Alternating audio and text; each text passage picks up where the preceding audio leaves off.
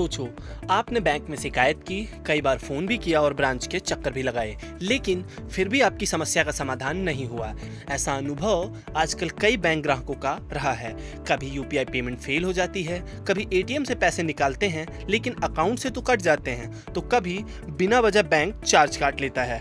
ऐसे मामलों में लोग समझ नहीं पाते हैं कि आखिर मदद लेने के लिए जाएं तो जाएं कहां और इस परेशानी से कैसे निपटें। इसी परेशानी को देखते हुए भारतीय रिजर्व बैंक आरबीआई ने ग्राहकों के लिए शिकायत निवारण व्यवस्था को और मजबूत किया है। अब अगर बैंक तय समय में आपकी शिकायत का समाधान नहीं करता है और उसका जवाब संतोषजनक नहीं होता है, तो आप आरबीआई के ओम्बड्समैन के पास शिकायत दर्ज कर सकते हैं। आइए आसान भाषा में समझते हैं कि ये नई व्यवस्था क्या है, किन लोगों को इसका फायदा मिलेगा और शिकायत करने का पूरा तरीका क्या है और इससे आप किस तरीके से शिकायत करके अपनी समस्या का समाधान पा सकते हैं। आरबीआई की नई शिकायत व्यवस्था क्या है? आरबीआई ने बैंक ग्राहकों को बेहतर और तेज शिकायत समाधान देने के लिए अपनी ओम्बड्समैन स्कीम को अधिक प्रभावी बनाया है। इसका उद्देश्य यह है, अगर किसी बैंक या फिर एनबीएफसी या अन्य वित्तीय संस्थान की ओर से ग्राहक की समस्या का समाधान नहीं किया जाता है, तो ग्राहक को आरबीआई के जरिए निष्पक्ष सुनवाई मिल सके। इस व्यवस्था के तहत ग्राहकों को बिना किसी शुल्क के अपनी शिकायत दर्ज कराने की सुविधा मिलती है और मामलों की जांच के बाद आरबीआई संबंधित बैंक को कार्रवाई करने का निर्देश भी दे सकता है। सबसे पहले बैंक में शिकायत करना।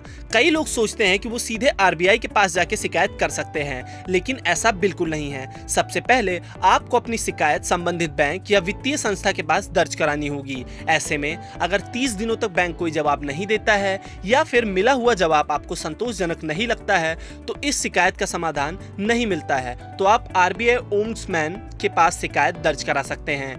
किन मामलों में आरबीआई आपकी मदद करेगा? अगर बैंक की सेवा में किसी तरह की लापरवाही हुई है तो आप शिकायत कर सकते हैं, जिसका निपटारा आरबीआई जल्द से जल्द करने का प्रयास करेगा। उदाहरण के तौर पर एटीएम से पैसे नहीं निकले लेकिन अकाउंट से रकम कट गई, यूपीआई या ऑनलाइन पेमेंट फेल हो गई, रिफंड टाइम पे नहीं मिला, बैंक ने गलत चार्ज या पेनाल्टी लगा दी, क्रेडिट कार्ड या डेबिट कार्ड से जुड़ी समस्या, लोन सर्विसेज में देरी या फिर लापरवाही, रिकवरी एजेंट्स का गलत व्यवहार या फिर बैंकिंग सेवाओं में अनावश्यक देरी। अगर आपकी समस्या ऐसी है और बैंक समाधान नहीं दे रहा है, तो आरबीआई आपकी शिकायत सुन सकता है। अब आइए आपको बताते हैं कि किन मामलों में आपकी शिकायत स्वीकार नहीं की जाएगी। तो हर विवाद आरबीआई के दायरे में नहीं आता है। ऐसे में बैंक ने लोन देने से मना कर दिया हो या फिर ब्याज दर को लेकर विवाद चल रहा हो, मामला पहले से कोर्ट में चल रहा हो, बिना बैंक में शिकायत किए सीधे आरबीआई पहुंच जाए, गुमनाम शिकायत, बैंक की व्यावसायिक नीति से जुड़ी शिकायत, इन सारी शिकायतों को डायरेक्ट आरबीआई नहीं देखता है। इसके लिए सबसे पहले आपको वहां के नजदीकी बैंक में ही कंप्लेन करनी पड़ेगी। नई व्यवस्था में क्या बदला है? तो आरबीआई ने शिकायत प्रक्रिया को पहले से ज्यादा तेज और आसान बनाने के लिए डिप्टी ओम्बड्समैन की भूमिका को मजबूत किया है। अब वो शिकायत की शुरुआती जांच करेंगे, जरूरी और गैर जरूरी मामलों को अलग अलग करेंगे, ग्राहक और बैंक के बीच समाधान निकालने की कोशिश करेंगे, शिकायतों का जल्दी निपटारा कराने में मदद करेंगे। इस बदलाव का मकसद ग्राहकों को लंबा इंतजार न करना पड़े, इसके लिए किया गया है। क्या मुआवजा भी मिल सकता है? तो अगर जांच में ये साबित होता है कि बैंक की लापरवाही की वजह से ग्राहक को कोई भी आर्थिक नुकसान हुआ है, तो आरबीआई ओम्बड्समैन बैंक को मुआवजा देने का आदेश भी दे सकता है। कुछ मामलों में 33 लाख तक के मुआवजे का भी प्रावधान है। हालांकि यह हर शिकायत पर लागू नहीं होता है। मुआवजा पूरी तरीके से मामले की गंभीरता, नुकसान और जांच के आधार पर तय किया जाता है। अब आइए आपको बताते हैं कि शिकायत कैसे दर्ज करें।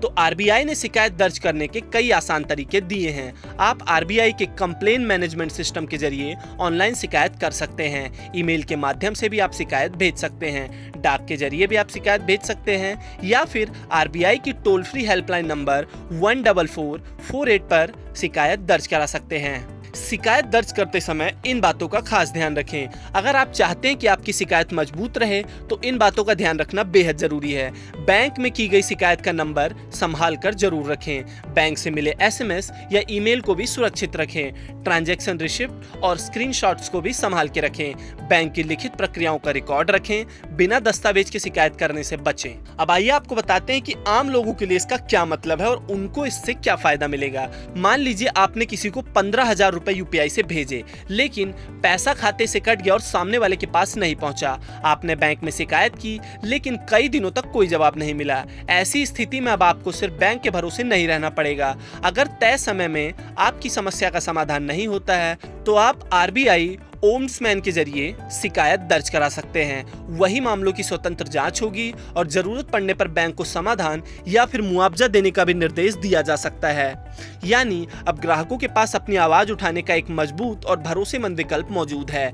डिजिटल बैंकिंग के बढ़ते दौर में ग्राहकों के अधिकार की सुरक्षा पहले से कहीं ज्यादा जरूरी हो गई है। आरबीआई की नई शिकायत व्यवस्था का उद्देश्य भी यही है कि किसी भी ग्राहक को बैंक की लापरवाही की वजह से परेशान ना होना पड़े। अगर फ्यूचर में आपकी बैंकिंग से जुड़ी कोई भी समस्या समय पर हल नहीं होती है तो घबराने की जरूरत बिल्कुल नहीं है। पहले बैंक में शिकायत दर्ज करें और अगर वहां से भी समाधान नहीं मिलता है तो आरबीआई ओम्बड्समैन के जरिए न्याय पाने का रास्ता आपके लिए खुला रहेगा। Subscribe to One India and never miss an update. Download the One India app now.